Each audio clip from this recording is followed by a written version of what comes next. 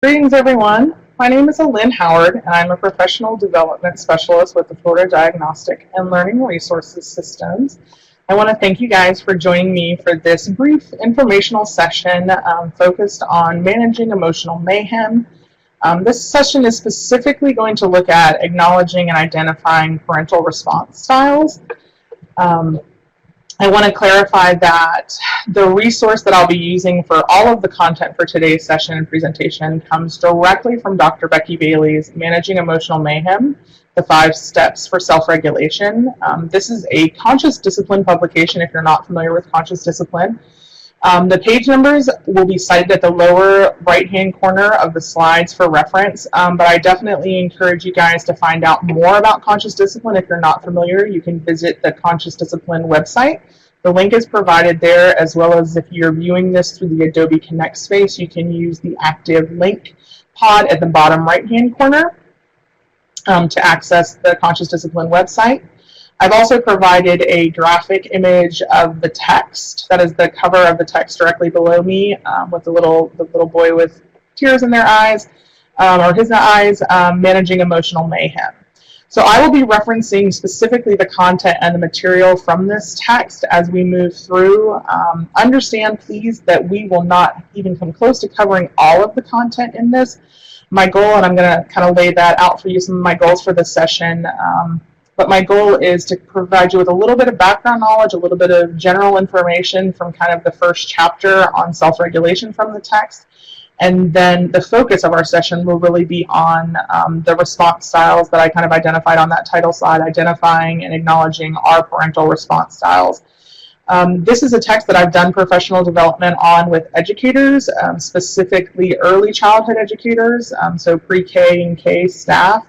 But also as a parent of young children, found incredibly informational, incredibly insightful, and self-reflective, which is one of the reasons we decided to kind of set up this session for both parents or educators who are working with young children, and kind of acknowledging the role of our response and how our self-regulation and our management of stressful situations and children who are experiencing dysregulation can really impact their ability and their growth as we move forward. And we'll dig more into that as I go.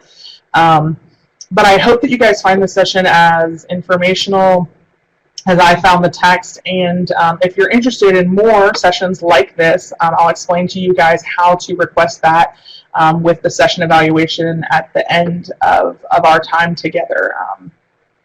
So as I say that, we're going to go ahead and kick it off. The goals for today's session and for this recording is hopefully that you're able to understand the components of emotional well-being. We're going to define the term emotional well-being, and I'm going to talk to you about what elements play into emotional well-being. Identify the difference between emotional coaching and emotion dismissive behaviors.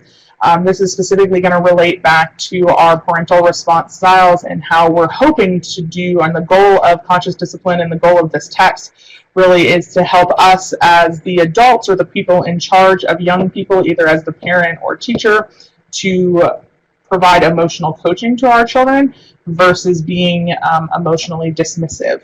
So we're going to kind of talk about the difference between the two and why it's important that we embrace the idea of emotional coaching.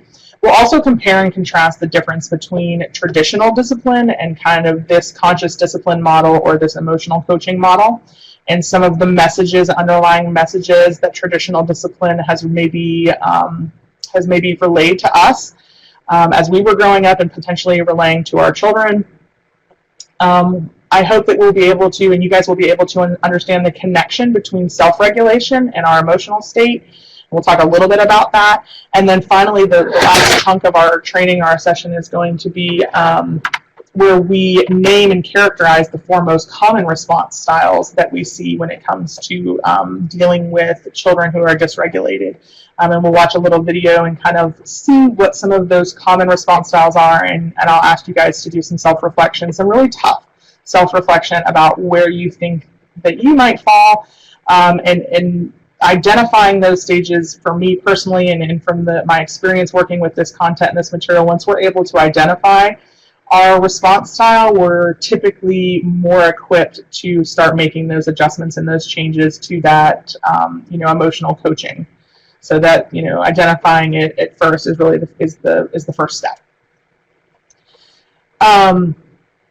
So to kind of kick this off and to get you guys in the mindset of the text and kind of where we're headed, on page 11 of the book, Dr. Bailey talks about the answers to an unregulated life.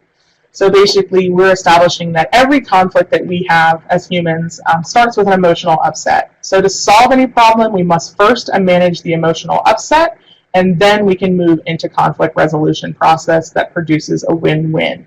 And she talks a lot about this throughout the text, and that we really we have the emotion, we need to kind of lean in and identify the emotion. She talks about naming it, and then using effective strategies to manage the emotion. And we'll talk about the difference between managing and controlling.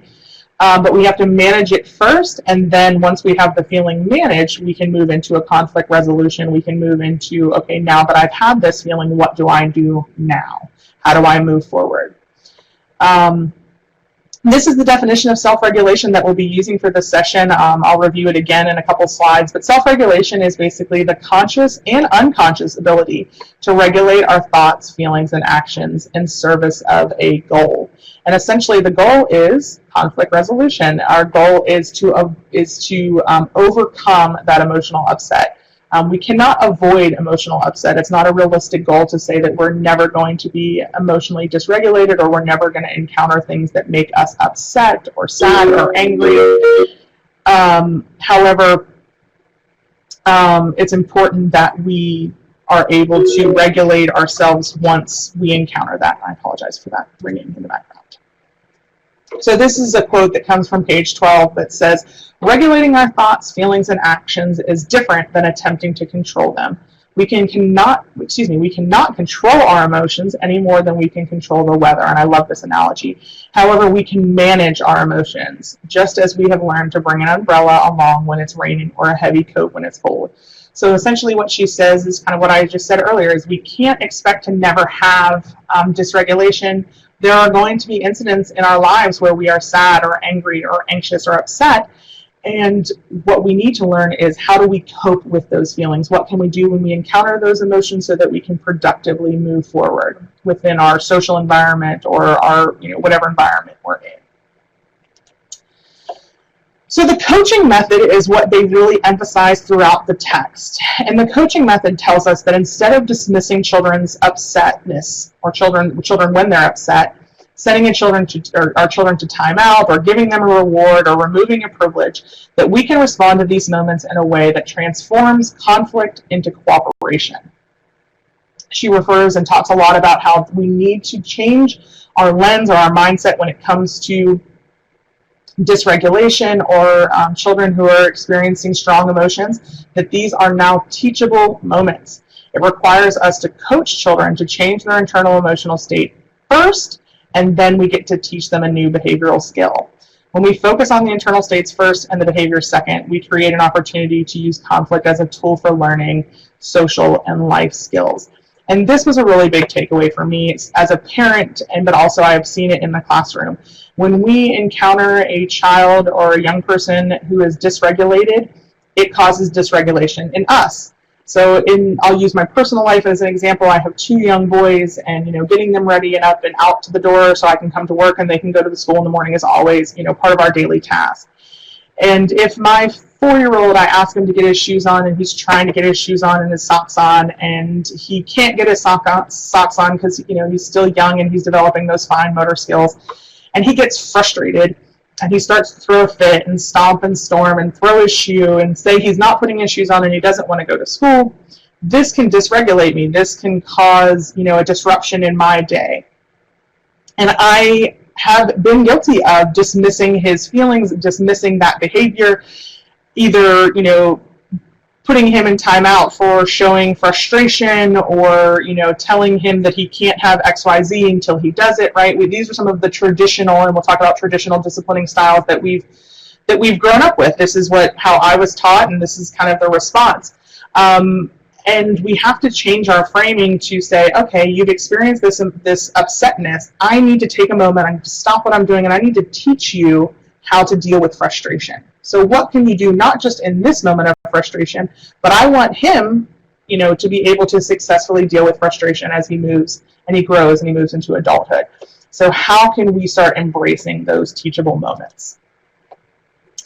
The chapter 1 of the text is self-regulation. It identifies as the bedrock of emotional well-being and healthy relationships. And I'm going to review just some key components of this first chapter. I'm by no means covering absolutely all of it, but I wanted to hit on some of the big important parts so that you guys kind of have a bedrock, if you will, of understanding as we move into the response styles. And this is where we're going to talk about the difference between traditional discipline and conscious discipline, and why the research has shown us and some of the information has shown us that a conscious discipline approach can be really more effective in teaching people, or young people, to teaching individuals how to deal with emotional dysregulation.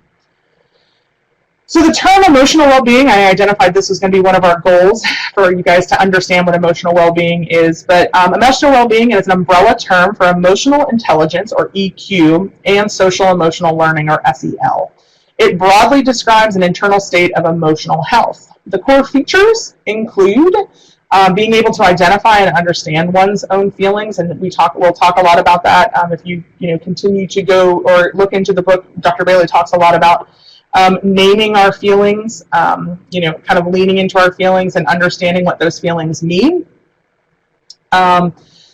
Emotional well-being also includes accurately reading and comprehending the emotional states of others. We know that this is a critical life skill when we can be able to kind of read the room, right? Pick up on social cues, comprehend and understand when other people are feeling certain ways and how those feelings might be displayed.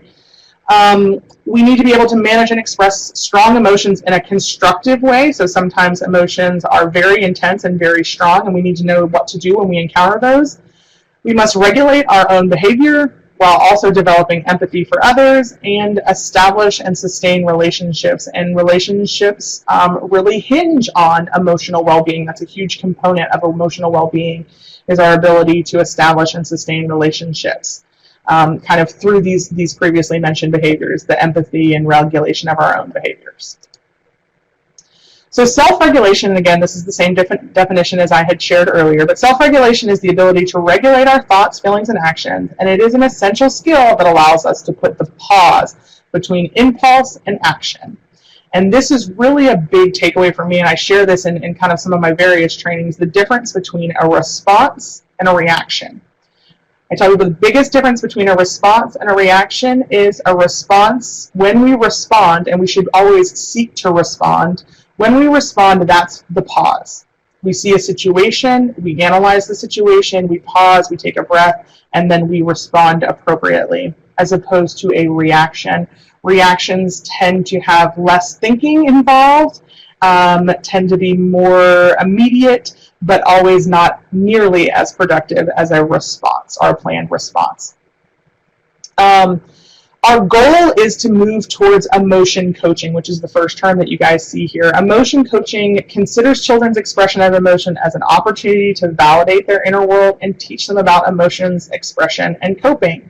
Emotion coaching says emotions have value, and that's what we want our children to understand. Emotions do have value. Emotions tell us that there is something wrong.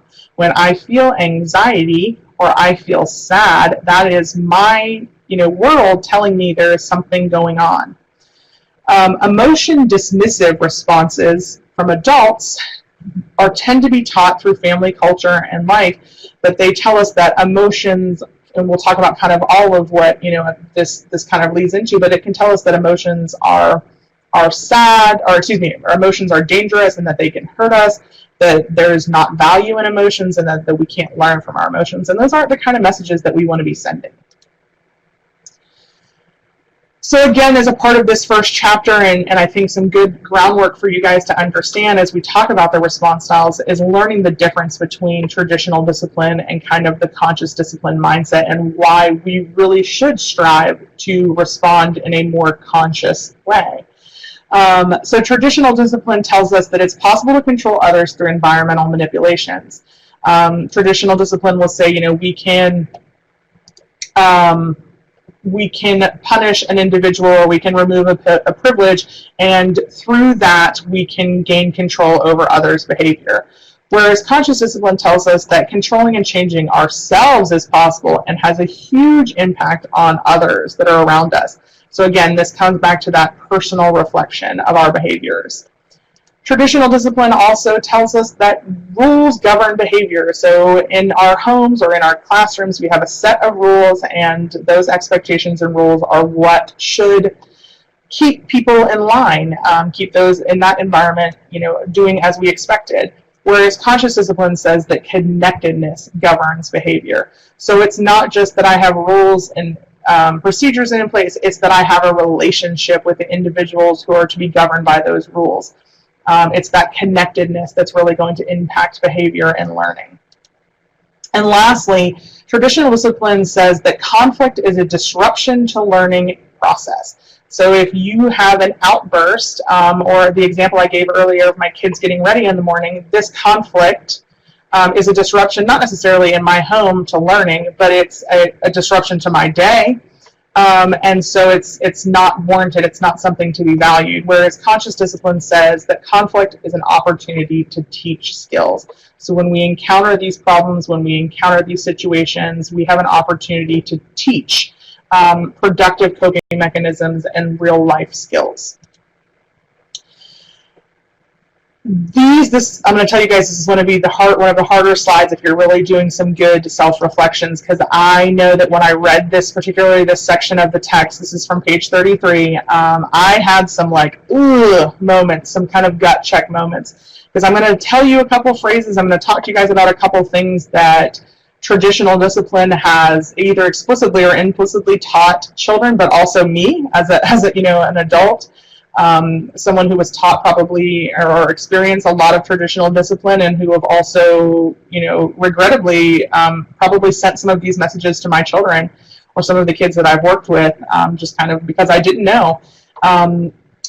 So I'm going to kind of share with you what we found or what we kind of realized through traditional discipline. And some of these, like when I heard them, it was definitely some aha moments for me.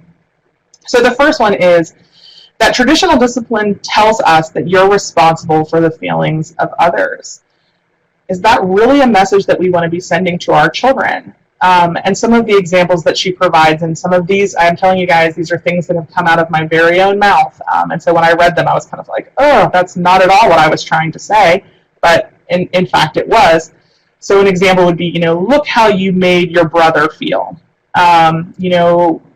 We are telling our child that he is responsible for the feeling of somebody else, of his brother, or maybe look how you made your friend feel, or you made your friend cry, or you made your friend sad. Other ones, you're driving me crazy. I've said that to my children. Is it really that I want to put I want to give my child the sole responsibility for my mental state? I don't think that's fair. That's a lot of pressure to be putting on a young person, right? We are unconsciously placing children, when we say these types of terms and when we use traditional discipline, we tend to unconsciously place children in charge of the emotional states of both adults but also other children. And it doesn't really give them a lot of responsibility over their behavior, rather just the emotional state of others. The next one, traditional discipline tells us that, or tells our children, or teaches our children, that we tell them sometimes what they should be feeling. If you've ever heard the phrases, things like, or terms like, you should be ashamed of yourself for acting like that, or you should feel bad. Look what you've done. Are you happy now? We are identifying the feelings for our children, not letting them have the feelings. We're telling them what they should be feeling. And nobody wants to be told how they should feel in a moment. You want to have your own feelings and identify them.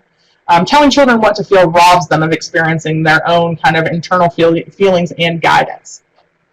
And lastly, traditional discipline tells us that feelings are dangerous and that they can and will hurt you. So if things like, you don't want to get me upset, if I have to get involved, you'll both be in trouble. One of my favorites, the classic ones in here, if you want to cry, I'll give you something to cry about. And then we'll talk about one of the ones at the end, which is kind of this protective one, which is things like, don't worry, I'll take care of it. You're not in trouble. It'll be fine. And we kind of protect our kids sometimes from feelings because we feel like they're dangerous and they could hurt you, rather than, allowing our children to sit with those feelings and manage them appropriately. We don't want to teach others that feelings are dangerous. We want them to acknowledge that they will have feelings. They shouldn't avoid the feelings. They should just manage them appropriately using good coping mechanisms.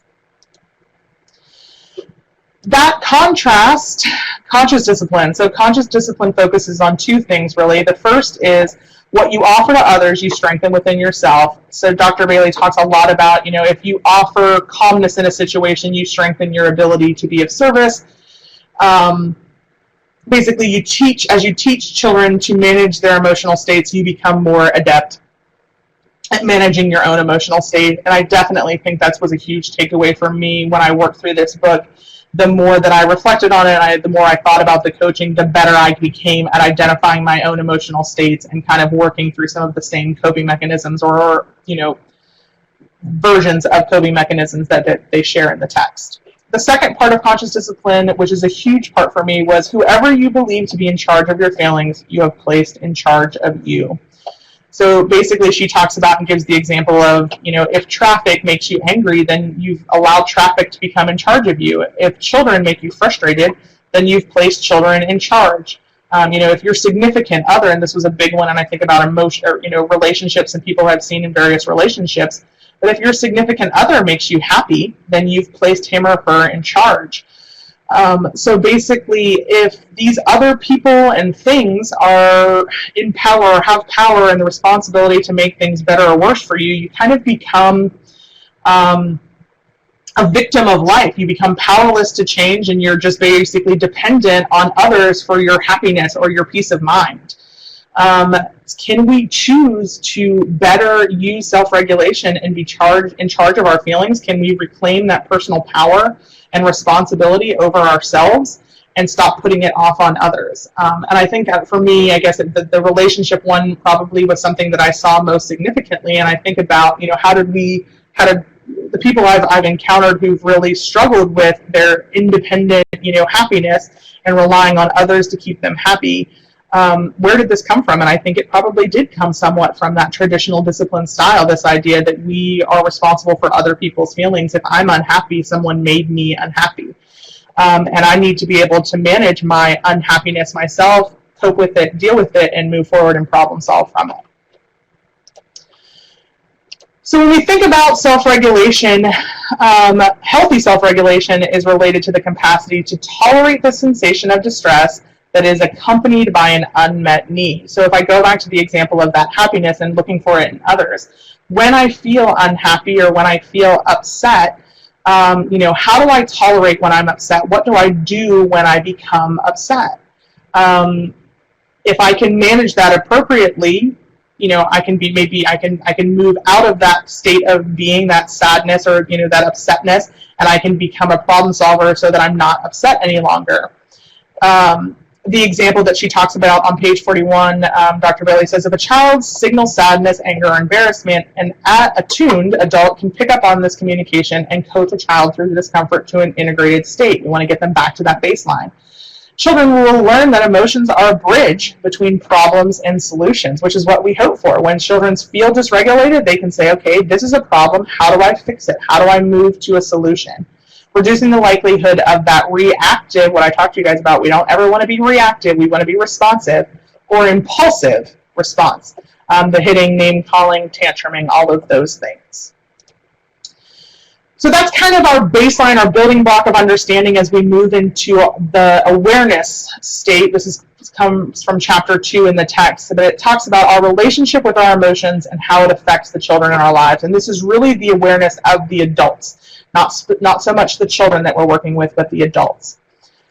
In the text, and this is backed by research, they cite kind of various research within the context of the book, but they talk about how research and studies have told us that basically there are, and it's kind of universally agreed, that there are primary emotions and some secondary emotions. The primary emotions, there's 4 of them, but they're uncomplicated natural responses to responses that are innately fundamental to human functioning. So those 4 are scared, sad, anger, and happy. So basically we can feel scared, we can feel sad, we can feel angry, or we can feel happy. Those are our primary emotions. But what they've also identified is that we can experience secondary emotions. And basically these come behind the primary emotions and are experienced through a perceptual filter, is what she refers to them as, but that those are things that we, as either an individual or a culture, have created. They only describe how we feel or think about our feelings. So these would be things like shame or guilt, boredom, humiliation, embarrassment. And I can think about myself, I've definitely experienced both primary and secondary emotions. You know, if you've ever been in a scenario, and I can think of times in my life where, you know, an example that I use occasionally is, this was a while ago, but I was doing something, I had taken on an extracurricular, an activity, and I was really excited about it, and I was playing some intramural sports, and I got really excited about my first game, and I had my first game, and I came home, and, you know, my husband didn't ask me how my game was. And I was mad. I was mad at him for not asking me about it, because it was something that I was excited about, and I had expressed my excitement to him, and he didn't seem to care. So I was angry at him. And then I had, you know, some secondary emotion that followed my anger. So I was angry. And then I sat back and was kind of like, well, why are you angry about this? Like, that's such a silly reason to be angry. I had some shame. I had some guilt about why was I angry. You know, and I start questioning, okay, you know, what made you feel that way? Well, that's silly. You shouldn't feel that way. That's just a silly thing to be angry about. There are real things that you could be angry about. And we'll talk about how some of that internal dialogue that we have with ourselves falls into the response styles that they've identified in the text. But it's some of that. It's identifying, you know, and I didn't have a good coping mechanism for that anger. I couldn't identify, you know, why I was angry and maybe what I could have done that would have been more appropriate for my anger, like simply, you know, verbalizing my frustrations to my husband so that he could have, you know, so that he was aware and could have responded more effectively, and then I wouldn't have been angry anymore, right? So thinking about those emotions and that piece, we're actually going to jump into the last little bit of our session, which is the 4 response styles that they identify in the text. So what we're going to do is, I have them here. I'm going to read through the 4 types and kind of detail them just a little bit. And then we're going to watch, I'm going to share with you guys a 7-minute video where Dr. Bailey and one of her colleagues actually model each of these 4, followed by one where she models kind of the coaching style, which is what they recommend we do for you guys. And then I'll ask you to kind of do some self-reflection. I'm going to provide you with some self-reflection questions for you to think about as we wrap up this session. And like, again, I feel that, you know, identifying these response styles and thinking about maybe how our parents responded to us and how we've responded to our children, about how that is impacting our well-being, our emotional well-being for both us and our children. So when we look at the 4 that are identified in the text, these are 4 very common response styles to emotional dysregulation from adults. These they somewhat referred to as the parental response styles, but this could obviously be individuals responding who are not necessarily parents, but, you know, caregivers or teachers or people who are in charge of overseeing and helping to manage young children. So the first response style is ignoring. It says, we fail to even notice feelings and may continue with an academic or household need of the moment. We offer little or no empathy. So if we've ever seen a child or an individual who we know, we can identify clearly that they are upset or angry or anxious or sad, but maybe we don't feel like the reason that they are upset, angry, anxious, or sad is valid, and so maybe we don't offer any empathy. We just kind of ignore it and say they'll get over it. That's a silly reason to be upset, right? Dismissing, we compare our feelings of the state of those worse off than ourselves and those doing fine in similar situations, and discount or minimize our need to feel the way that we are. So I think back to my scenario where I talked about my husband and, you know, being angry or upset with him for not acknowledging. My secondary feeling was that shame or humiliation was basically, you know, I felt bad for feeling the way that I felt as opposed to honoring the way that I felt and then addressing it, right?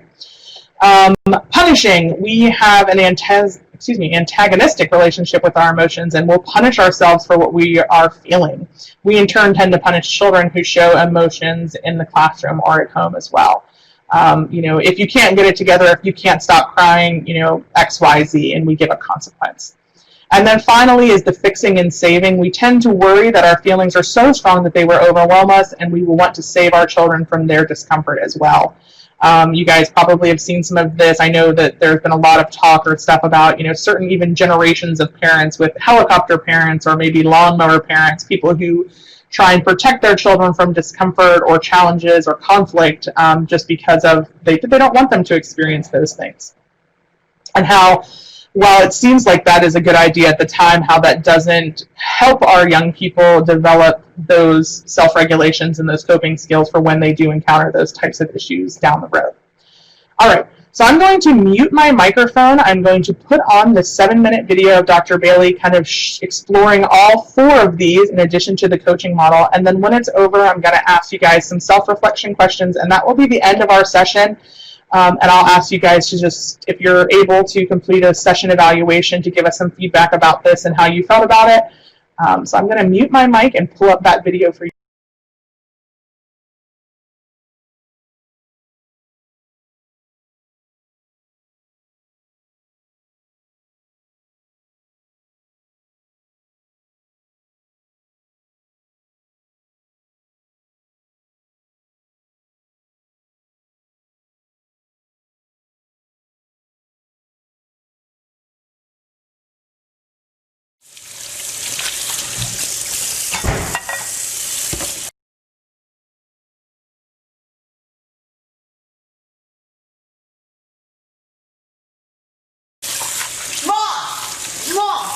That's it.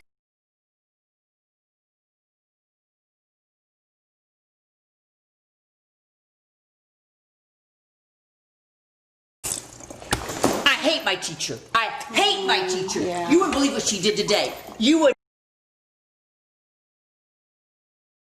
not believe. Mom, look, Mom, I hate her. I hate her. No, I'm listening.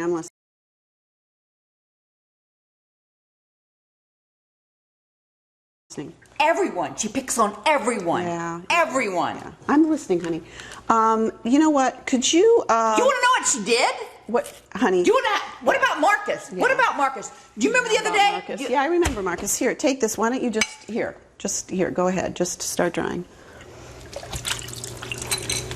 What? What? No, what do you... Whatever. You don't need to have that. Honey, just give me the dish then. Give me the dish. All right, good. Okay, good.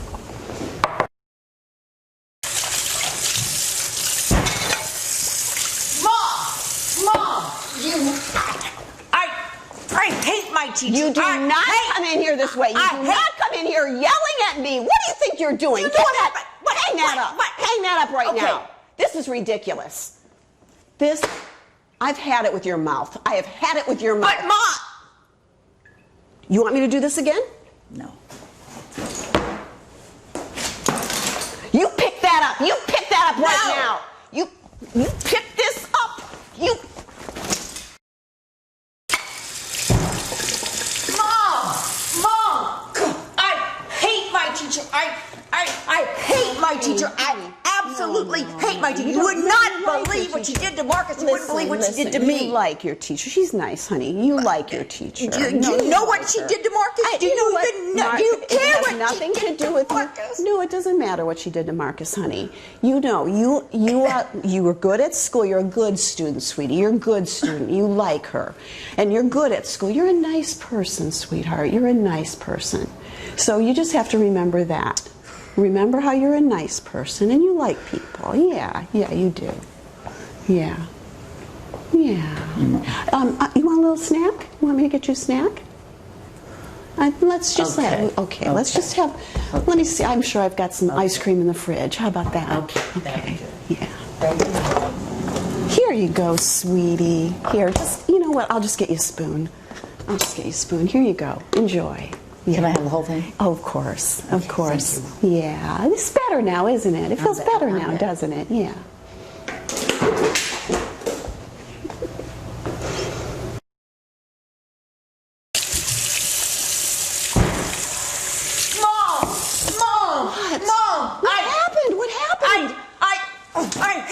teacher. What did she do? What did she do? You wouldn't believe what she did. You know what she did to Marcus first? First she wrote the name on the board, and then she sends him out to the room, and then you know what she did to me? She humiliated me in front of the whole class. She is not getting away with this. She is not going to get away with this. She shouldn't. You know what? I'm calling her right now. You call her.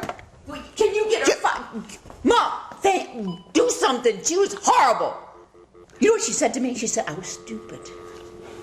She said, no, I can't wait. She said I was stupid. She said, you know what? We're taking you out of that school. In front of the class. You know what? Class. I'm going to call. We're getting you out of that school, honey. We are going to get you out of that school. We are going to make this better for you. Nobody treats my girl that way. Nobody treats my girl that way. Oh, Mom, thank you. You're welcome. Thank you. Thank I know, you. because I'm the one that you love. I'm the one that takes care of you. Yes, Mom. Yeah. You're the best. Yeah. You're the best. I know. Oh, I am the best. thank you. And we have a test tomorrow. Oh, I'll help you. I'll help you do it. I'll help you. Well, if I don't have to go, I don't have to do it. Oh, that's right. Okay, thank you. Yeah, we don't even need her.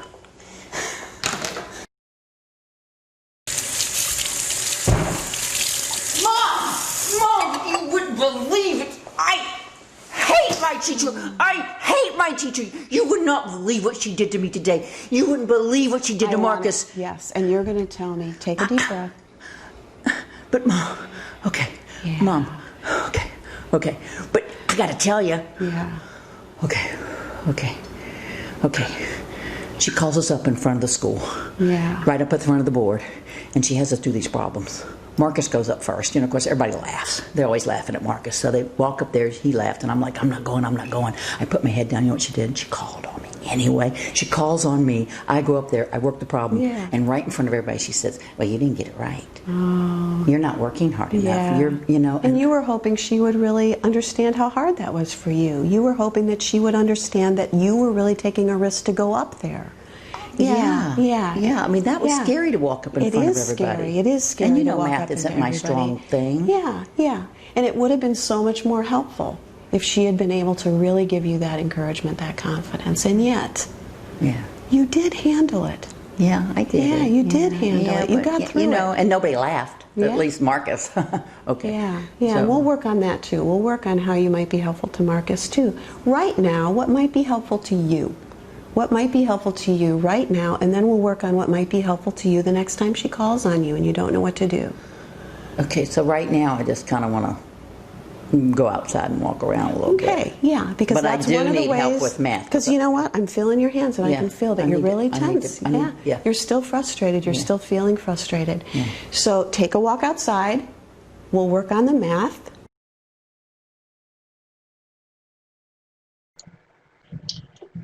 So obviously those videos are a little bit theatrical and kind of over the top in nature, but they are designed to kind of, overly exaggerate those 4 response styles, and in addition to the coaching at the end. So what I ask, and the book actually kind of covers in the text, is, I apologize, that was just the video, but is that we self-reflect on kind of those 4 response styles, and we think about, how did your parents handle you when you felt angry, if you were acting out or stomping your feet, throwing a fit, when you felt sad, when you were crying or whining or sulking, and when you felt scared, hiding or refusing to ask for help, or happy. Each of those different feelings, each of those 4 feelings, maybe your parents or your caretakers responded to you in a certain way. So think about a specific feeling that you had, or a specific experience that you had in one of those feelings, and recall, what kind of words were you told? What was the tone of voice? What were the facial expressions that were carrying information to you? And identify which emotional style your parents tend to have used with you as a child. And these reflections can be, as long or as short as you'd like them to be, but I do encourage you guys to take a moment to reflect on these things and really kind of walk through a couple scenarios.